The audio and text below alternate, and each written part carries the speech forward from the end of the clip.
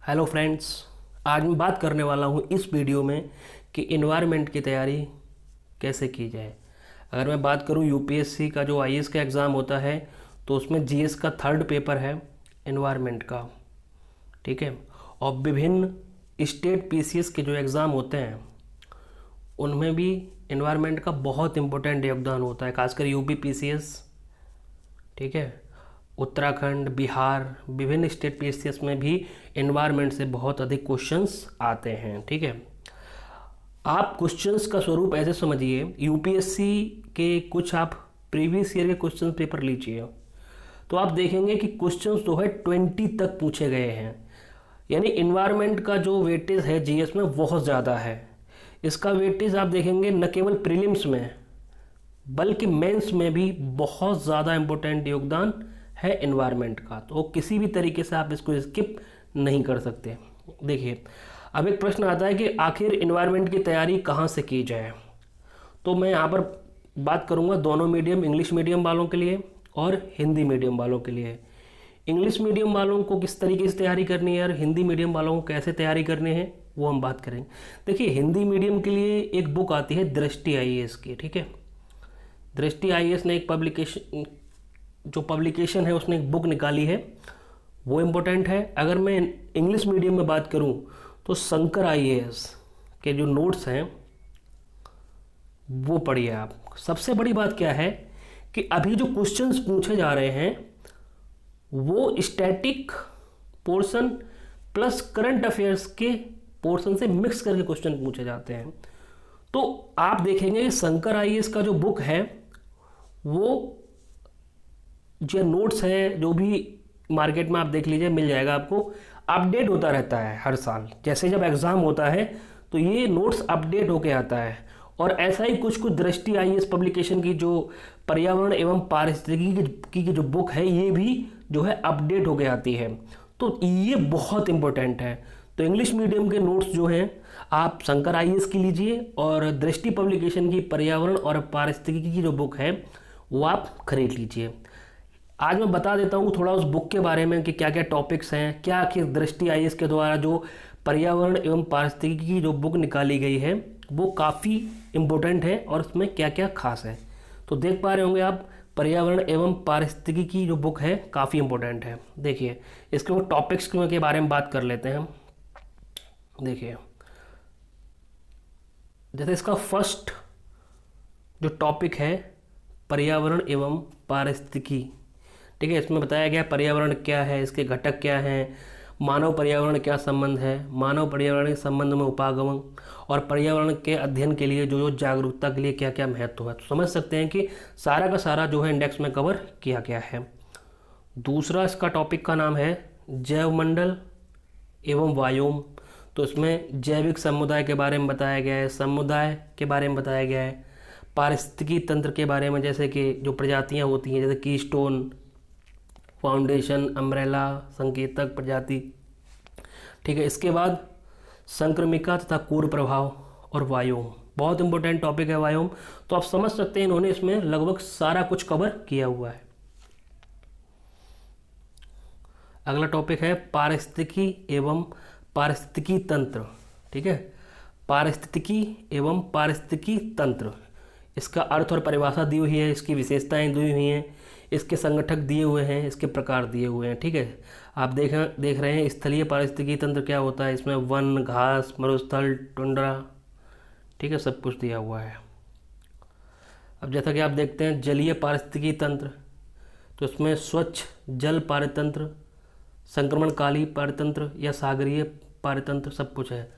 अगला देखिए स्वच्छ जल पारितंत्र, तो जैसा कोई जल रुका हुआ रहता है तो उसमें जैसे तालाब है, झील है, बहता हुआ जल जैसे झरने हैं, पर्वत, जल स्रोत, सब कुछ कवर किया हुआ है।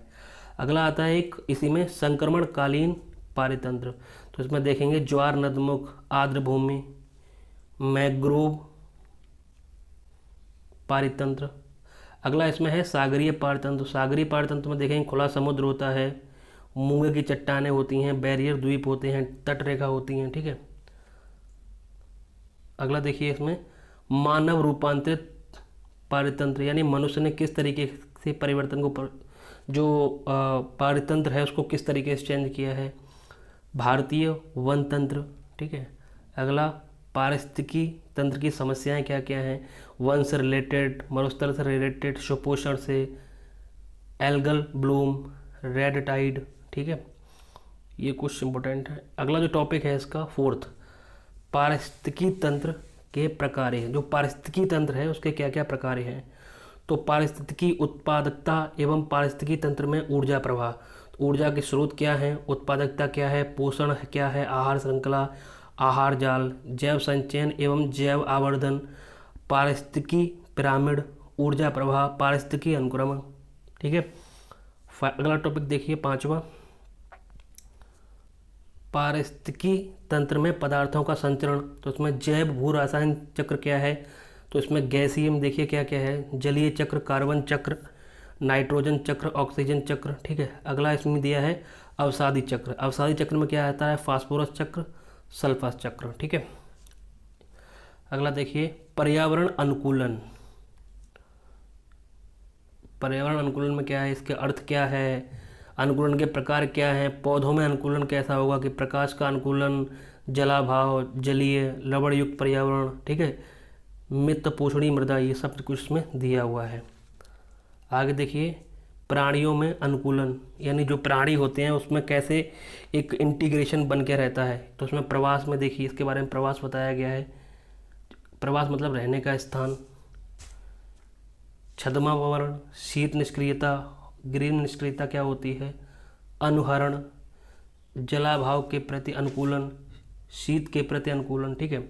अगला एक इम्पोर्टेंट टॉपिक आता है पर्यावरण प्रदूषण। बहुत इम्पोर्टेंट टॉपिक है। आज की डेट में जो पर्यावरण प्रदूषण है बहुत ज़्यादा, आप देखेंगे विभिन्न टाइप के पर्यावरण प्रदूषण क्या होते हैं। तो प्रदूषक जैसा कि वायु प्रदूषक है, अन्य प्रदूषक जैसे कि एरोसोल, फ्लाई ऐश, निलंबित, आंतरिक वायु प्रदूषण के प्रभाव, वायु प्रदूषण को रोकथाम के लिए गवर्नमेंट ने क्या क्या उपाय किए हैं।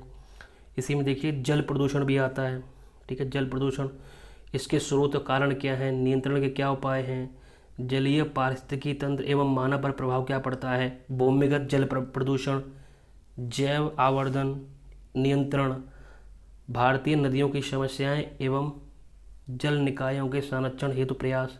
तो नदियां जो भारत की काफ़ी प्रदूषित रहती हैं तो उसके बारे में भी बताया गया है, जो कि भारत की एक सबसे बड़ी समस्या है। इसमें अगला है समुद्री प्रदूषण, बहुत बड़ा समस्या हो गया है। आप देखते हैं कि विभिन्न जो समुद्री जीव हैं आज प्रदूषण की वजह से बहुत सारे, जैसे व्हेल मछलियां हैं, बड़ी संख्या में उनकी मृत्यु हो रही है और भी जीव इससे प्रभावित हैं। ध्वनि प्रदूषण क्या है, ठीक है, इसके प्रभाव और इसके रोकथाम या नियंत्रण के क्या उपाय हैं। अगला देखिए रेडियो एक्टिव प्रदूषण क्या होता है। तो इसमें देखिए विकिरण बताना है, स्रोत एवं प्रभाव बताने हैं। अगला विद्युत चुंबकीय विकिरण, तापीय प्रदूषण। तो तापीय प्रदूषण के कारक, प्रभाव और उपाय, ठीक है। अगला है ठोस प्रदूषण, ठोस अवशिष्ट, आकार, प्रभाव एवं उपचार। ठोस अवशिष्ट का मतलब होता है कि जो बिल्कुल ठोस मटेरियल होते हैं फेंक दिए जाते हैं, तो उनका उपचार और प्रभाव क्या होता है। ई प्रदूषण आजकल बहुत ज़्यादा है भारत में, ई वेस्ट एवं प्रभाव। प्लास्टिक प्रदूषण बहुत बड़ी समस्या है। अगला है मृदा प्रदूषण, जैव उपचार, ठीक है। तो ये टॉपिक खत्म हो। अगला टॉपिक देखिए पर्यावरणीय प्रभाव आकलन, ठीक है। इसका हमें इतिहास देखेंगे, पर्यावरण प्रभाव आकलन की प्रक्रिया के विभिन्न चरण एवं इसके घटक क्या हैं, ठीक है। EIA एवं SEA में अंतर, भारत में पर्यावरण प्रभाव आकलन की कमियां क्या हैं, ठीक है। अगला देखिए टॉपिक भारत में पर्यावरण संरक्षण, यानी गवर्नमेंट ने पर्यावरण को बचाने के लिए क्या क्या काम किया है वो इसमें बताया गया। देखिए संबंधित व्यक्ति कौन कौन से हैं, तो आप देखिए गांधी जी, इंदिरा गांधी, मेधा पाटकर हैं, अरुंधति राय हैं, तो विभिन्न नाम हैं, ये सब हैं। अगला देखिए पर्यावरणीय नैतिकता एवं भारत में पर्यावरण संरक्षण की परंपरा। समझ सकते हैं कि UPSC की GS 4th पेपर है एनवायरनमेंट का, सॉरी एथिक्स का, तो इस एथिक्स में भी जो है एनवायरनमेंट के बारे में पूछा जाता है कि पर्यावरणीय नैतिकता क्या है, तो वो भी इसमें दिया हुआ है। पर्यावरणीय शिक्षा, जागरूकता और प्रशिक्षण। अगला है भारत में पर्यावरण संरक्षण हेतु दिए जाने वाले विभिन्न पुरस्कार, ठीक है। अक्सर UPSC क्वेश्चन पूछती है, जैसे अमृता देवी बिश्नोई वन्यजीव सुरक्षा पुरस्कार, राष्ट्रीय पर्यावरण विज्ञान फेलो कार्यक्रम, इंदिरा प्रियदर्शनी वृक्ष मित्र पुरस्कार। तो ये सब आप देख लेंगे। सलीम, राजीव गांधी, इंदिरा गांधी, कैलाश, विभिन्न प्रकार के पुरस्कार दिए जाते हैं ताकि पर्यावरण के क्षेत्र में काम हो सके। अगला टॉपिक है जैव विविधता एवं उसका संरक्षण, यानी कैसे बायोडायवर्सिटी बनाए रखी जाए और उसका कैसा संरक्षण किया जाए। तो इसमें जैव विविधता क्या है, तो सबसे पहले हमें जैव विविधता के प्रकार और मापन, जैव विविधता की प्रवणता, जैव विविधता का महत्व, जैव विविधता के जो खतरे होते हैं वो क्या है। अगला देखिए भारत में जैव विविधता, भारत में जैव विविधता के क्या है, आपको क्षेत्र बताने हैं। भारत में जैव भौगोलिक क्षेत्र, भारत में जंतु विविधता। अगला देखिए रेड डाटा बुक, इसमें IUCN वर्गीकरण, कुछ गंभीर संकटग्रस्त या संकटग्रस्त सुबेग प्रणाली, पक्षी प्रवास, ठीक है। अगला है इसमें वनस्पति विविधता, तो पादप वर्गीकरण, भारत में पाई जाने वाली विभिन्न वनस्पति जात। और अगला औषधीय पौधे। और क्या है सामुद्रिक जीव, जो अगला टॉपिक है इसमें प्लैंकटन हो गया।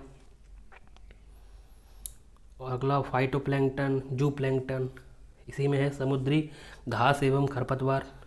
और इसका एक लास्ट है वो बचता है जाति विलोपन, यानी जो विभिन्न प्रकार की जातियां हैं उनमें कमी कैसे आती जा रही है। अगला देखिए जैव विविधता का क्या संरक्षण कैसे होना चाहिए, तो उसमें जैव विविधता के संरक्षण क्षेत्र, इसके क्या क्या उपाय किए गए हैं, जैसे कि स्वस्थानीय संरक्षण। तो स्वस्थानीय संरक्षण में जैसे राष्ट्रीय उद्यान, वन्यजीव अभयारण्य, जैव मंडल, पवित्र उपवन व झीलें, ठीक है। समुदाय एवं संरक्षण आगार, जैसे ब्राह स्थानीय संरक्षण, तो बाहर का जो पर्यावरण है वो कैसे संरक्षण, जैसे बीज बैंक, जीन बैंक, तमाम तरीके के इसमें दिए हुए हैं, इनको देख लीजिए। अगला जो इंडेक्स आता है इसमें भारत में जीव जंतुओं के संरक्षण हेतु काफ़ी प्रयास किए गए हैं, जैसे प्रोजेक्ट टाइगर चल रहा है, प्रोजेक्ट हाथी, गंगा डॉल्फिन, समुद्री कछुआ प्रोजेक्ट। तो विभिन्न तरीके के जो है लगातार चीज़ें अभी सरकार के द्वारा चालू की जा रही हैं। गिद्धों का संरक्षण, हंगुल परियोजना चल रही है, मगरमच्छों को संरक्षण के लिए, गैंडा के लिए, लाल पांडा, कस्तूरी मृग परियोजना, हिमतेंदुआ परियोजना, ठीक है। अब देखिए अगला टॉपिक है भारत में जैव विविधता संबंधित कानून क्या क्या है। जैव विविधता अधिनियम 2002 बना, जैव सुरक्षा से संबंधित जैव विविधता संरक्षण स्कीम, आनुवांशिक इंजीनियरिंग मूल्यांकन समिति, तो आनुवांशिक इंजीनियरिंग मूल्यांकन समिति है।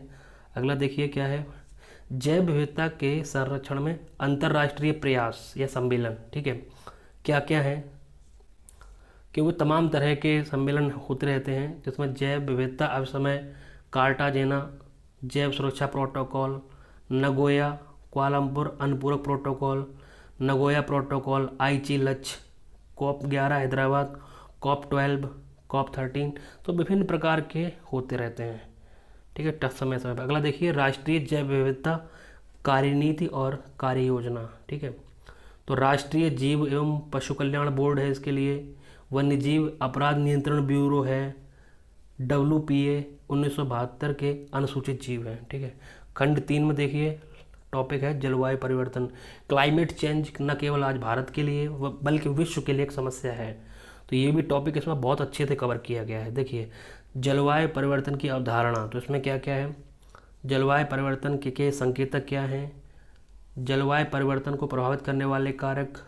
अगला वैश्विक तापन एवं हरित गृह प्रभाव, जलवायु दबाव, ठीक है। अगला देखिए जलवायु परिवर्तन पर निगरानी हेतु विभिन्न प्रकार के अंतर सरकारी पैनल, जैसे IPCC की रिपोर्ट्स प्रभावित हो जो हर समय पर लागू होती रहती हैं। जलवायु परिवर्तन का प्रभाव, जलवायु परिवर्तन समन हेतु रणनीतियाँ, जैसे कार्बन अधिग्रहण, ग्रीन कार्बन एवं ब्लू कार्बन, कार्बन ट्रेडिंग, ये सब दिया हुआ है, ठीक है इसमें। अगला देखिए भारत में क्या जलवायु से संबंधित क्या आखिर एफर्ट्स हुए हैं।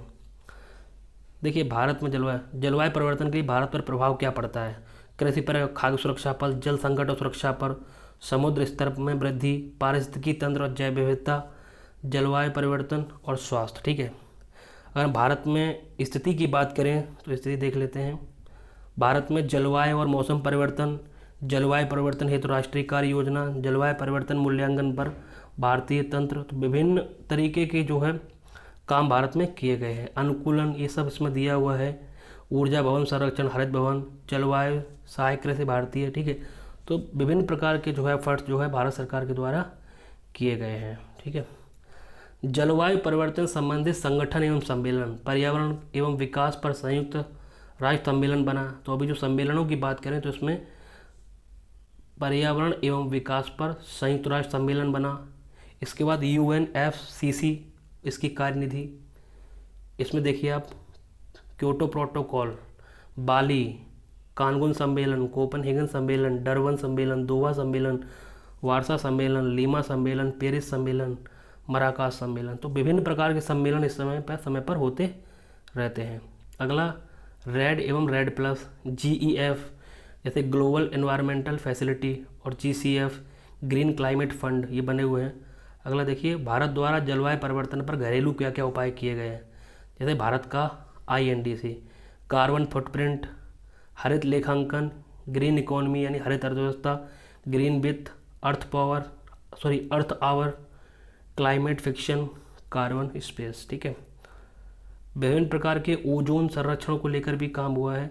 जैसे ओजोन गैस निर्माण विघटन, ओजोन विघटनकारी पदार्थ, ओजोन परत, वायुमंडलीय ओजोन का मापन, अंटार्कटिका के ऊपर सर्वाधिक ओजोन चरण, ठीक है। तो ये जैसे ध्रुव है, ध्रुवीय एक्टिविटीज़ है, उनसे संबंधी सब कुछ हुआ है। तो ये समतापी मंडल, ओजोन परत पर अपघटन का प्रभाव या ओजोन चरण कैसे रोका जा सकता है, उसके सम्मेलन हुए हैं। भारत में ओजोन परत के लिए क्या हुआ है। अगला टॉपिक देखिए अम्लीकरण यानी अम्ल वर्षा क्या है, सागरीय अम्लीकरण क्या है। तो ये देखिए कार्बन भंडार इसमें दिया हुआ है। अगला टॉपिक है सतत विकास, बहुत इम्पोर्टेंट है। सस्टेनेबल डेवलपमेंट, इसका उद्देश्य बताना है, इसके मानक बताने हैं, इसकी रणनीतियाँ, भारत में इसके क्या प्रयास हैं, अंतर्राष्ट्रीय समझौते या अभिसमन क्या हैं, ये सब इसके, और सतत विकास के लक्ष्य क्या हैं एनवायरनमेंट से रिलेटेड। अगला है सतत कृषि यानी कृषि के प्रकार, जैसे निर्वाह कृषि, वाणिज्यिक कृषि, ठीक है। अन्य प्रकार ये दिए हुए हैं जैसे संरक्षण कृषि, जुताई रहित कृषि, ये सब। अगला देखिए मृदा प्रबंधन यानी किस तरीके से जो सॉइल है उसका मैनेजमेंट कैसे किया जाता है, खाद, उर्वरक, जैविक खाद, ठीक है, हरी खाद। तो ये विभिन्न प्रकार की जैसे राइबोजियम, ये सब दिया हुआ है। काफ़ी अच्छे से मतलब इस बुक में कवर किया गया है। पोषक तत्व एवं उनके कार्य, जैसे nitrogen, potassium, calcium, magnesium, manganese एवं अन्य। अगला देखिए जलवायु सहायक कृषि पर सरकारी पहल, जैसे राष्ट्रीय बागवानी मिशन, टिकाऊ कृषि राष्ट्रीय मिशन, तमाम तरीके के जो गवर्नमेंट के द्वारा इनिशिएटिव लिए गए हैं।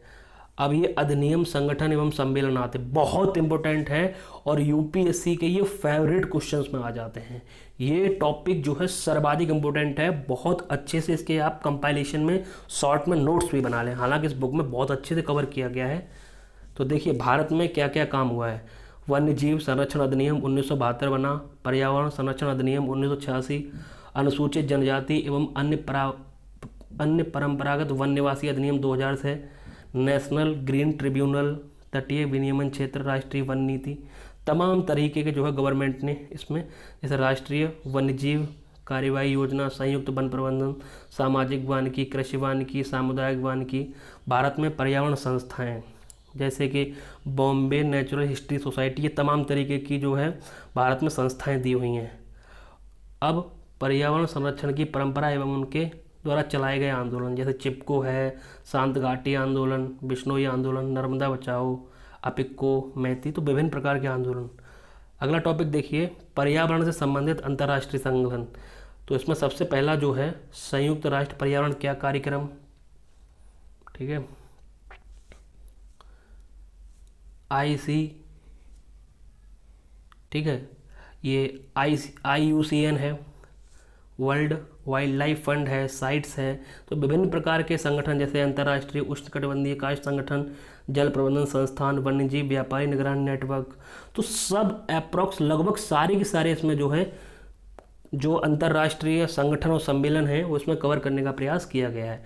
जैसे पर्यावरणीय निष्पादन सूचकांक, तो ये भारतीय शहरी संसाधन, मिलेनियन आकलन, स्थानीय ग्रामीण आकलन, तो विभिन्न टॉपिक में कुछ भी छूटा नहीं है। लास्ट टॉपिक है ऊर्जा संसाधन जो इंडेक्स है, तो इसमें क्या क्या है, इसका जो अगला टॉपिक है वाइस नवीकरणीय ऊर्जा के विविध आयाम, कि जो करंट में विभिन्न प्रकार की जो नवीकरणीय ऊर्जा यूज़ हो रही है, तो उससे रिलेटेड इसमें दिया हुआ है सब। तो उम्मीद करता हूँ दोस्तों आपको, जैसा कि मैंने इस बुक में सब कुछ डिस्कस भी किया है। अब इस बुक की सबसे बड़ी खासियत क्या है, देखिए इस बुक में सबसे अच्छा ये है कि इसमें जो है करंट से अपडेट रहती है बुक ये। दूसरा, इसमें फ्लो चार्ट्स काफ़ी अच्छे बनाए गए हैं, वो आपको समझने में बहुत हेल्प करेंगे, ठीक है। तो इस बुक को आप ज़रूर खरीदें एनवायरनमेंट के लिए। और सबसे बड़ी बात कि इसमें जो है हर टॉपिक के बाद क्वेश्चंस जो है इसमें दिए गए हैं। बट लेकिन ये कहूँगा हिंदी मीडियम वालों के लिए ये बुक ठीक है, बट थोड़ी सी बल्की है किताब, थोड़ी सी हल्की मोटी है, लेकिन अच्छी है हिंदी मीडियम वालों के लिए, क्योंकि बाकी तो और कोई रिसोर्स तो है नहीं हिंदी मीडियम के लिए एनवायरनमेंट के लिए। दृष्टि ने इसको पूरा करने का कोशिश किया है। अभी तक शंकर आईएएस का इंग्लिश मीडियम का सबसे अच्छा नोट्स आता है, तो आप कह सकते हैं कि शंकर आईएएस का ही एक प्रकार से एक कन्वर्टेड यानी परिवर्तित जो है नोट्स है, तो आपकी जो है एग्ज़ाम की में ये काम कर जाएगा। तो उम्मीद करता हूँ दोस्तों आपको पर्यावरण संबंधित जो जानकारी मैंने दी है आपके एग्ज़ाम के लिए बहुत काम आएगी, और इस बुक को आप ख़रीद लें और इसको पढ़ना स्टार्ट करें। वीडियो देखने के लिए आप सबका बहुत बहुत धन्यवाद।